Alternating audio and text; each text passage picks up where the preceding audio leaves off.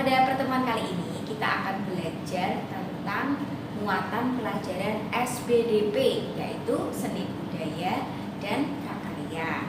Pada pembelajaran sebelumnya kita kan sudah belajar tentang ragam ilustrasi, kemudian macam-macamnya ragam ilustrasi, cerita bergambar dan yang lainnya. Pada kesempatan kali ini kita akan belajar tentang gambar cerita yang seperti ini. Tahu tidak apa ini? Pasti kalian tahu ya. Ini adalah contoh dari komik. Pasti kalian sering kan membaca komik, entah itu komik Detektif Conan, Doraemon, atau komik-komik lainnya.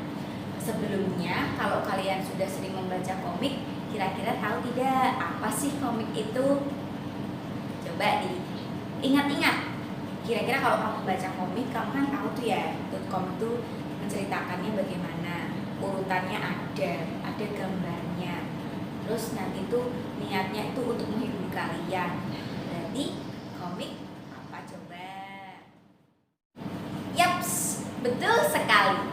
Jadi komik adalah cerita bergambar yang bersifat lucu dan umumnya itu mudah dicerna. Mudah dicerna siapa? Mudah dicerna pembaca. Dan tentunya dengan ciri khasnya ada paduan kata-katanya ya yang ada pada komik.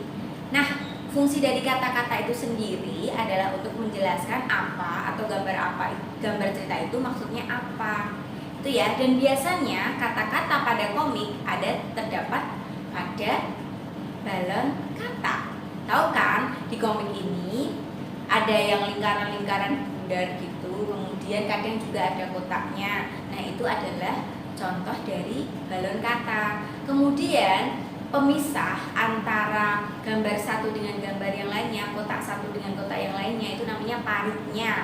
Ya, oke anak-anak. Jadi kalau pada komik ini yang kotaknya itu frame-nya itu besar. Nah, terus kemudian ada gambar, kemudian ada balon-balonnya. Balon itu namanya balon kata karena itu terdapat paduan katanya. Dan kemudian selain ada balon kata, terus ada frame-nya itu yang kotak-kotaknya itu, kemudian jarak antara tiap frame itu namanya parit.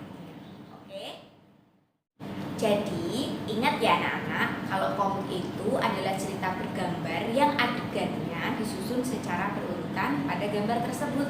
Kemudian dari fungsi kata-kata pada komik itu maksudnya untuk menjelaskan, melengkapi. Jadi menjelaskan dan melengkapi maksud dari gambar itu supaya kalian lebih mudah memahami apa yang dimaksud pada cerita bergambar komik tersebut.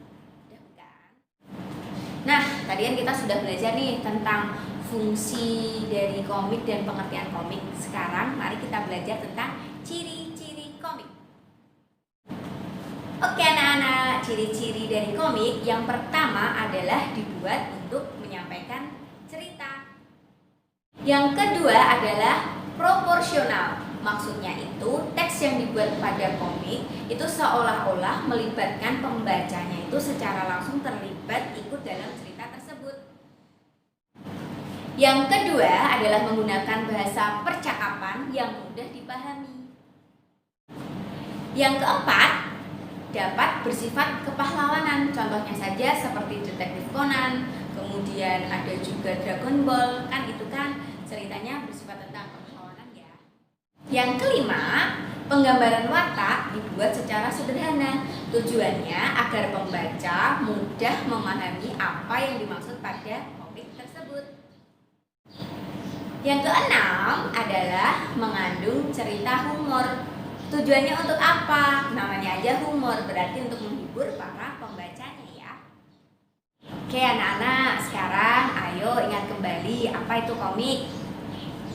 Yaps, betul, komik adalah cerita bergambar yang tujuannya itu menghibur anak-anak atau para pembaca yang terdiri dari beberapa paduan kata. Nah, kalian kan sudah tahu tuh tadi ciri-ciri komiknya juga. Sekarang kita akan belajar bagaimana langkah-langkah membuat komik. Ikuti langkah-langkahnya ya. Oke?